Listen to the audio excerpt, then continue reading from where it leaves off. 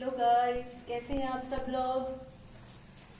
हाँ जी, तो आज हम कुछ प्लस वन का टॉपिक है एक अकाउंटिंग इक्वेशन। इसके बारे में स्टडी करेंगे कि what is accounting equation. Before understanding the accounting equation it is essential to know about the balance sheet. Firstly हमें बैलेंस शीट के बारे में पता होना चाहिए कि बैलेंस शीट क्या होती है, क्योंकि अकाउंटिंग इक्वेशन ही बैलेंस शीट को बेस प्रोवाइड करती है। ठीक है, तो बैलेंस शीट एक टी फॉर्म की स्टेटमेंट होती है जो एक पॉइंट ऑफ टाइम पर बनाई जाती है। ठीक है, जिसके राइट साइड में हम असेट्स को रिकॉर्ड करते हैं एंड लेफ्ट साइड में हम लोग लायबिलिटीज प्लस कैपिटल को रिकॉर्ड करते हैं।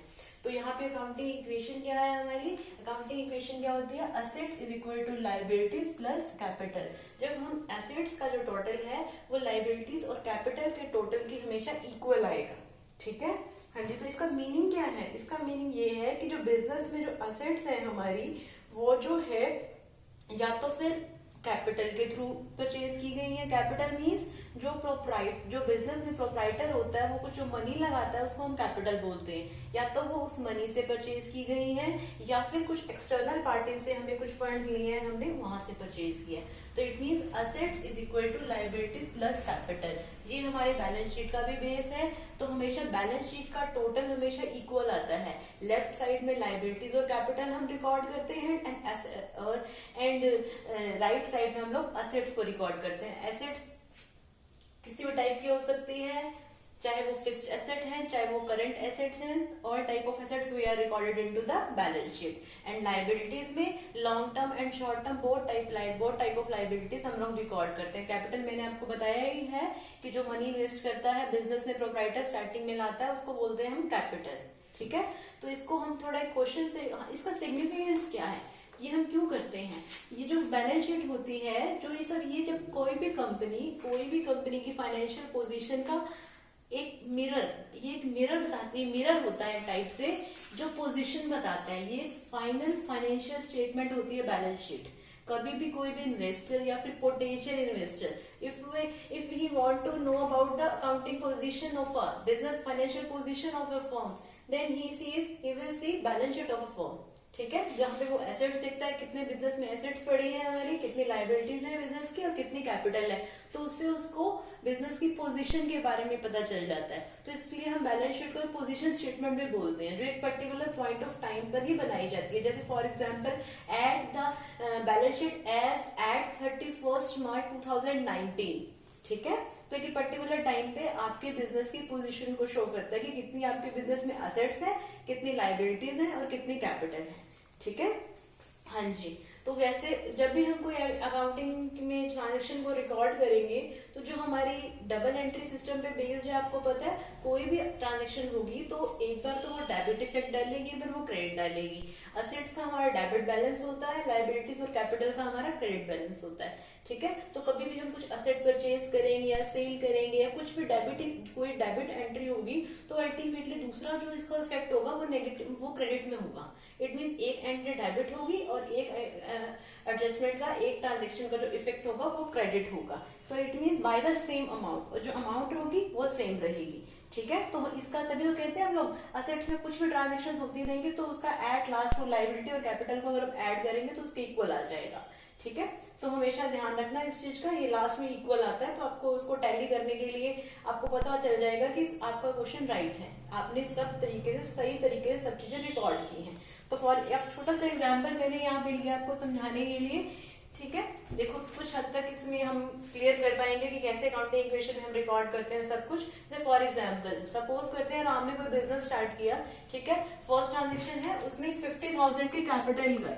50,000 मीन्स मतलब कैपिटल, जब वो बिजनेस स्टार्ट किया तो कुछ मनी लाया होगा, बिजनेस में इन्वेस्ट की होगी उसने, वो एज अ कैपिटल है। तो कैपिटल है तो हम इसको, मैंने इसी क्वेश्चन को नीचे ही सॉल्व किया है, देखिए आप। तो यहाँ पे assets is equal to liabilities plus capital. तो असेट्स मैंने कुछ आइटम डाली है जो हमारे इस क्वेश्चन में है। ठीक है, प्लस कैपिटल भी डाल दी और हमारी लायबिलिटीज भी डाल दी जो हमारे इस क्वेश्चन में आएंगी, उसके अकॉर्डिंग मैंने किया। तो फर्स्टली हमारा क्या होगा, जब फर्स्ट ट्रांजेक्शन हुई तो राम जब बिजनेस में एंटर किया तो 50,000 का इनफ्लो हुआ एज अ कैपिटल। तो अगर कैश का इनफ्लो होगा, कैश इज अ एसेट। ठीक है, तो बिजनेस में जब कैश आएगा तो 50,000 को एक बार हम कैश में रिकॉर्ड करेंगे, एक बार हम क्या करेंगे उसको कैपिटल में दिखा देंगे। ठीक है। यहाँ पे यहाँ क्या हो गया, एक बार डेबिट हो गया क्योंकि एसेट्स का डेबिट बैलेंस होता है, मैंने आपको अभी बताया, ठीक है। और ये हमारा क्रेडिट बैलेंस होता है। तो एक बार 50,000 डेबिट हो गया और एक बार 50,000 क्रेडिट हो गया, ठीक है। हाँ जी, तो नेक्स्ट ट्रांजेक्शन देखिए। नेक्स्ट में क्या बोलते हैं, Ram purchase furniture ₹4 cash, for cash ₹10,000। हाँ जी, राम ने कुछ फर्नीचर परचेज किया और वो कैश पेमेंट कर रहा है, मतलब कैश पेमेंट किया, कोई क्रेडिट की पेमेंट नहीं है उसकी, कैश पेमेंट है। इट मीन्स कैश का आउटफ्लो हो रहा है, बिजनेस से कैश जा रहा है यहाँ पे। तो कैश का जब आउटफ्लो होगा तो ऑटोमेटिकली कैश में से डिडक्ट होगा ये पॉइंट, 10,000 यहाँ से लेस कर देंगे। और हमने कुछ खरीदा है बिजनेस में, तो हमारे बिजनेस में कुछ आ रहा है, क्या, फर्नीचर। तो furniture is a asset, then we add it the furniture into the furniture heading, ठीक है, ₹10,000। तो हम यहाँ पे 10,000 फर्नीचर की हेडिंग में ऐड कर देंगे। अब आप बोलोगे मैम आपने तो दोनों साइड डेबिट कर दी, नहीं, देखो यहाँ पर ऐड हुआ है प्लस, और यहाँ पे नेगेटिव किया है, कैश हमारा डिडक्ट हो रहा है, आउटफ्लो हो रहा है। तो नेगेटिव मतलब debit side negative, it means उसका क्रेडिट इफेक्ट है। तो एक अकाउंट डेबिट हो गया और एक क्रेडिट हो गया बाय द सेम अमाउंट, ठीक है। थर्ड ट्रांजेक्शन देखिए, Ram purchase goods for cash. अब यहाँ पे राम ने ऊपर वाली और इस ट्रांजेक्शन में क्या डिफरेंस है, वहां पे वो फर्नीचर परचेज कर रहा था, यहाँ पर वो गुड्स परचेज कर रहा है। फर्नीचर मीन्स फिक्स्ड एसेट, ठीक है, and goods mean normal stock, जो हमें बिजनेस के नॉर्मल ऑपरेशंस के लिए चाहिए होती है, stock, raw material type of, ठीक है। तो गुड्स परचेज की है फॉर कैश ₹5,000। तो हम क्या करेंगे, अभी इसमें भी कैश पेमेंट है, तो outflow of cash, it means 5,000 हम कैश में से डिडक्ट कर देंगे, ठीक है। फर्नीचर में कोई चेंजेस नहीं होंगे क्योंकि फर्नीचर तो एक बार आ गया, यहाँ पे बिल्कुल जीरो कर दिया मैंने। गुड्स, हाँ जी, गुड्स परचेज किया तो गुड्स में ऐड हो जाएगा और सब चीजें बिल्कुल ले, तो इट मीन्स 5,000 यहाँ पर ऐड हो रहा है, 5,000 डेबिट हो गया और 5,000 क्रेडिट हो गया। हाँ जी, नेक्स्ट ट्रांजेक्शन देखिए, Ram purchase goods on credit for ₹15,000। हाँ जी, यहाँ पर क्या हो रहा है हमारा, राम ने वहां पे गुड्स परचेज की थी, यहाँ पे गुड्स ही परचेज किया, बट वो फॉर कैश थी, यहाँ पे ऑन क्रेडिट है। क्रेडिट मीन्स उधार पर खरीदी है, मतलब पेमेंट नहीं की है उसने अभी, ये क्रेडिट परचेज है। तो क्रेडिट परचेज होगा तो no cash inflow and no cash outflow, कोई भी पेमेंट नहीं है, कोई भी किसी भी टाइप की, ना कैश आ रहा है यहाँ पे, ना यहाँ पे कैश जा रहा है। तो ऑन क्रेडिट है बट गुड्स आ रही है, तो एक बार हम गुड्स में ऐड कर देंगे 15,000 को, ठीक है। और एक बार हम क्या कर देंगे, जब मैं आपको बताती हूँ, जब क्रेडिट परचेज होती है तो हमारे क्रेडिटर जनरेट होते हैं, क्रेडिटर क्रिएट होते हैं, क्योंकि हमें आफ्टर सम टाइम, आफ्टर मतलब it is like a current liability, ठीक है। तो आफ्टर सम टाइम हमें उसकी पेमेंट करनी है, अभी हमने जस्ट अभी पेमेंट नहीं की है उसकी, ठीक है। तो यहाँ पर हमारी 15,000 क्रेडिटर क्रिएट हो जाएगी, मतलब करंट लाइबिलिटी है। जैसे for example with in 1 year हम उसको कुछ इसकी पेमेंट कर देंगे 15,000 की, तो एक बार क्या हो जाएगा, गुड्स में ऐड हो जाएगा, और सेकेंडली हम 15,000 क्रेडिटर्स में शो कर देंगे। तो एक बार इसका डेबिट इफेक्ट हो गया, एक बार क्रेडिट इफेक्ट हो गया, ठीक है, both side are equal. And next transaction देखिए, goods costing ₹10,000 sold on credit for ₹12,000। हाँ जी, कुछ गुड्स हैं जो 10,000 इनका कॉस्ट प्राइस है, इनका कॉस्ट प्राइस हमें क्या गिवन है, 10,000, ठीक है। और वो हमारी जो है सोल्ड हो रही है ऑन क्रेडिट, हम उसको उधार पर बेच रहे हैं, ठीक है, फॉर ₹12,000। 12,000 उसका है सेल प्राइस, ठीक है। तो यहाँ पर आप देखिए, फर्स्टली ये थोड़ा अच्छी ट्रांजेक्शन है करने में, थोड़ा ध्यान से देखना है इसको।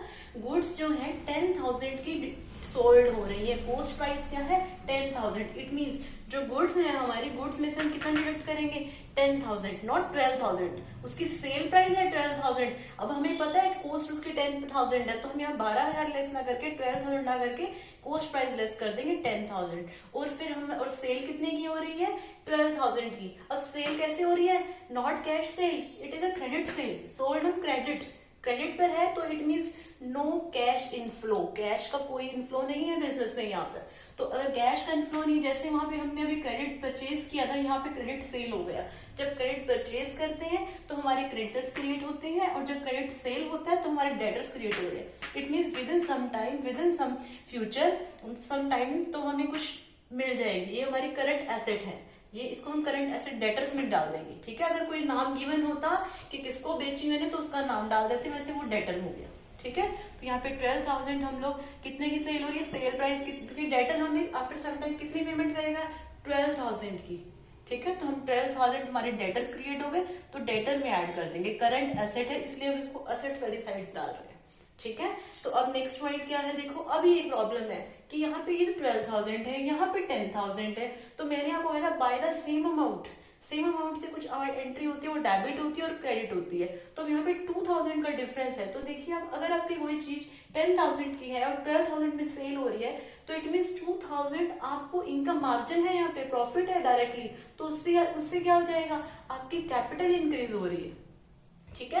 तो 2,000 आप क्या कर देंगे, कैपिटल में डाल देंगे, कैपिटल इंक्रीज कर देंगे। तो अल्टीमेटली 12,000 डेबिट हो गया, ये minus it means credit effect, plus 2,000 credit. तो इट मीन्स माइनस 12,000 क्रेडिट है, 12,000 डेबिट है, बाय द सेम अमाउंट हम लोगों ने इसको एडजस्ट कर दिया, ठीक है, क्लियर है। तो अब इस तरह हम लोग इसका टोटल करके देखते हैं। वैसे जो ये क्वेश्चन है, आपको एक एक ट्रांजेक्शन रिकॉर्ड करनी है, उसके बाद कुछ एक इक्वेशन लिखनी है, फिर उसमें कोई ट्रांजेक्शन करनी है, फिर न्यू इक्वेशन बनेगी, फिर नेक्स्टली आप दोबारा ट्रांजेक्शन करोगे, ओल्ड इक्वेशन लिखोगे, फिर ट्रांजेक्शन करोगे, फिर न्यू इक्वेशन बनेगी। बट मैंने इस क्वेश्चन में सारी ट्रांजेक्शन की ओवरऑल दिखा दिया आपको, तो आप यहाँ से समझ लेंगे। आई थिंक आपको समझ आ जाएगा ये चीज। तो आपको अपनी बुक्स में देख लेना, आपको थोड़ा सा उसके अकॉर्डिंग कर रखा है, मैंने समझाने के पर्पज से सब इकट्ठा कर दिया यहाँ पे, ठीक है। तो यहाँ पे देखो हम अब एड लेस करके देखते हैं कि क्या इक्वल आता है, asset is equal to liabilities plus capital होता है, हाँ जी। तो 50,000 minus 10 40 minus 5, it means cash balance कितना है आपका 35,000,